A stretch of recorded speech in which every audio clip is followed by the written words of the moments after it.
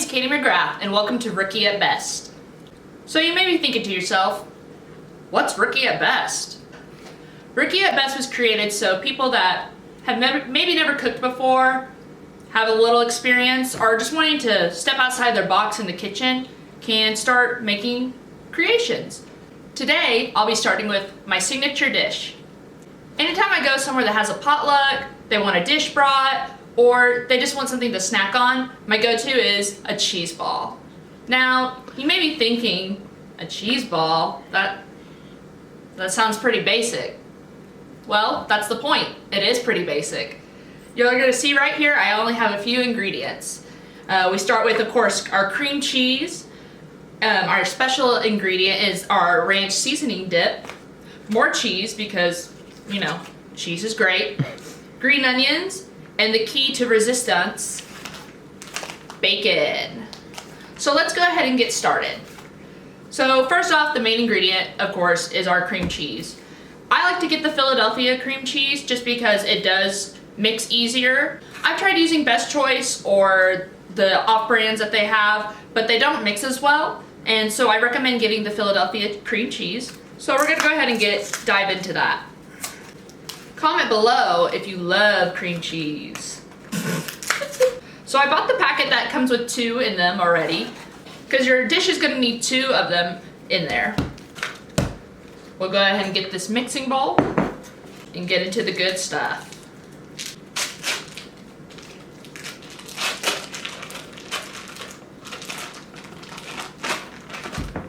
We got one in, if I can get the other one open.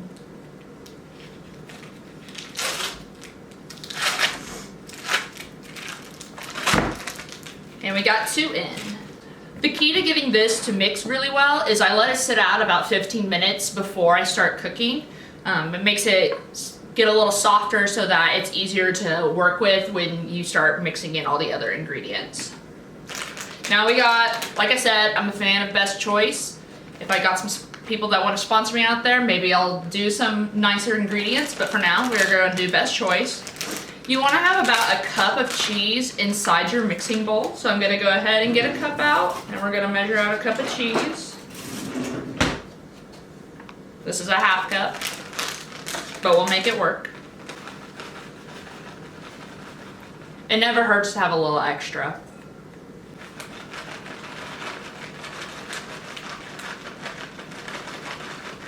Or a lot extra. Now we're going to open this bad boy up and we're going to add the whole entire thing. This has all your different seasonings you need in it. You don't need to add any salt, any other garlics or anything like that, because this will do all the work for you. Next we're going to add some green onions. These ones were looking a little shabby on the top, so I kind of trimmed them. You can already smell that ranch seasoning in there along with the green onions.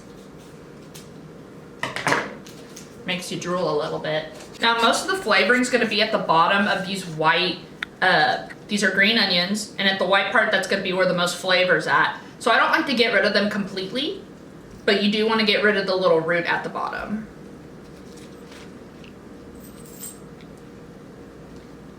Give those a good little chop.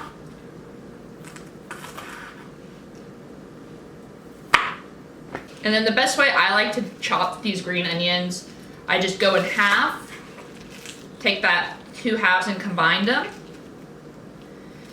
and then keep your fingers safe and just do little chops. The closer you keep them together, the easier it is to get a bunch of them all at once.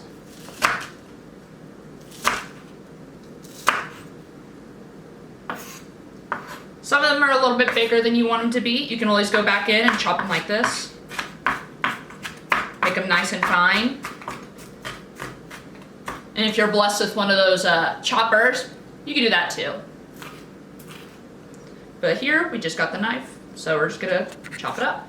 Now, we're gonna pour all of those into our mixing bowl. Smells amazing.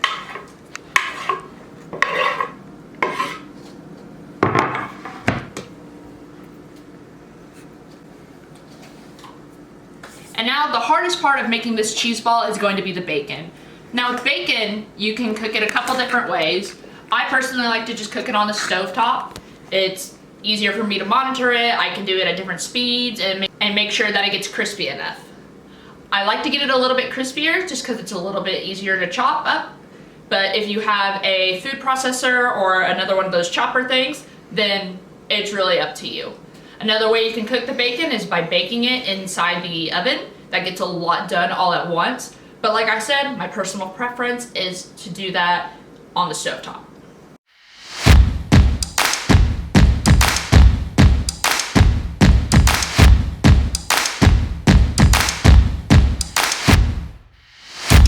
I also recommend getting bacon that doesn't have so much fat on it, just because getting it into the cheese ball is a lot easier when it's those big hunky, those big crispy pieces that you always want.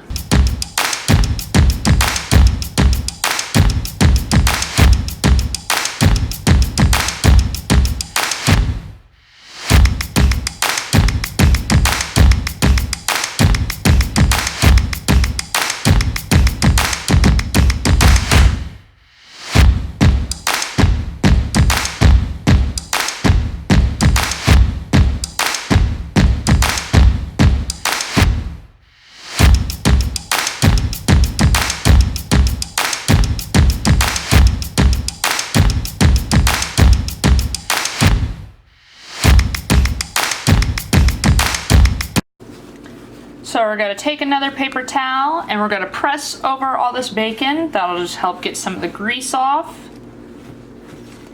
And if it's extra crunchy like it's supposed to be, which this one, some of it's crunchy, some of it's not, that'll start breaking it apart a little bit.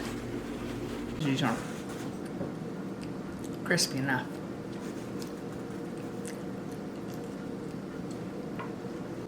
Alright, now that we have our bacon all cooked, most of it's pretty crispy, but if you have a food processor at this point, I would take this bacon, put it in there, and let it start doing its thing so you can get all those bits and pieces.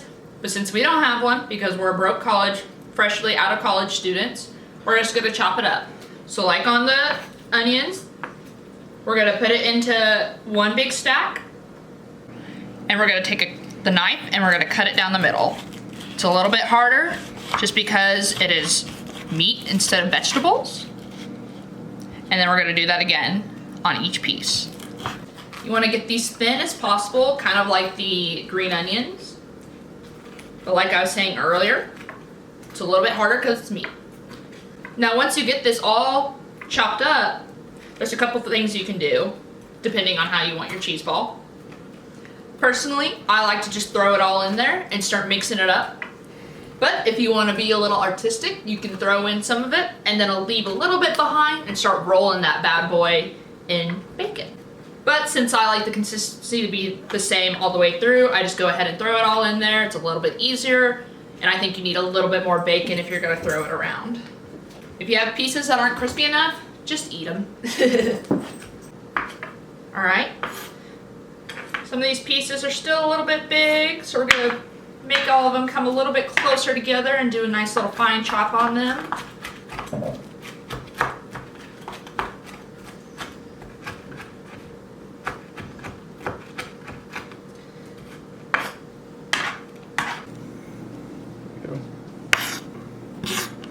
And now we're going to put it in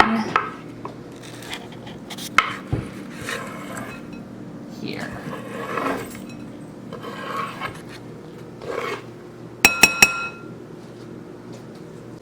Alright, now that we have all our ingredients in the bowl, we're going to start mixing it all together. This is where you'll want the cream cheese to have sat out a little while, just so it's easier to manipulate. You may fling a little bit around just because it is cream cheese, so it is a little bit hard to work with. And what I recommend eventually, once you get a lot of those ingredients all into the cream cheese, you'll want to start using your hands. So you'll want to make sure, I feel like this is pretty obvious, but you'll want to make sure your hands are washed. You haven't touched your face, your hair, or anything like that at a moment. If you're like me and you have pets, make sure you haven't touched them, or if you have, wash your hands.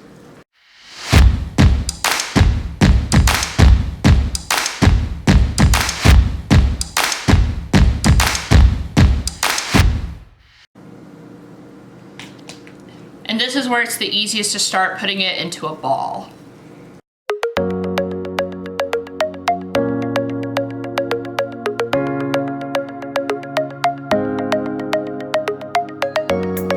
Hey guys, thanks for watching the video.